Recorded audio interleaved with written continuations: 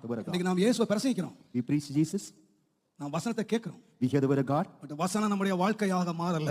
The word of God has not become our life. வசனம் நம்முடைய வாழ்க்கையா மாறிடுச்சுனா The word of God becomes alive. நம் மூலமாய் அநேகர் ரட்சிக்கப்படுவார்கள். Many will be saved even like us. நான் ஆண்டவரை பார்த்து இப்படி தான் கேக்குறேன். I ask இந்த சபைக்குள்ள ஜனங்கள் எப்படி வரணும்னு கேட்டீங்கன்னா How the people ought to என் ஜனங்களுடைய வாழ்க்கையை பார்த்து வரணும். They ought to see the life of my N people. வாலிபருடைய வாழ்க்கையை பார்த்து They வரணும். ought to see the life of my எங்கள் people. குடும்பத்துடைய வாழ்க்கையை பார்த்து வரணும். They ought to see the life of my எங்கள் family. குடும்பத்தில் நடக்கிற அமைதியை பார்த்து They ought வரணும். to see the calmness of எங்கள் the பிள்ளைகளுடைய சாந்தத்தை பார்த்து வரணும். They ought to see the calmness of the children. மாற்றும் ஆண்டவரே. Lord has got to மறுவப்படுத்தும் ஆண்டவரே. Lord has got to transform. எங்கள் சுபாவத்தை மாற்றும். Lord has got to change our nature. என்ன மாற்றணும் ஆண்டவர்?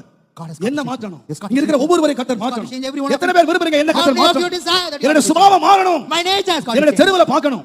என்னோட வேலை ஸ்தலத்துல பார்க்கணும். They have to see me in என்னோட my work. காலேஜ்ல They பார்க்கணும். have got to see me in என்னோட my பள்ளிக்கூடத்துல They have got பார்க்கணும். to see me in my school. எங்க போனாலும் தேவன் என்னை எங்க வச்சிருக்காரோ Wherever God has placed me. அந்த இடத்துல In that place, என்னோட சுபாவத்தை பார்க்கணும். you have to change my nature. என் சுபாவத்தை பார்ப்பாங்கன்னா When they see my nature, அநேகர் ரட்சிக்கப்படுவார். many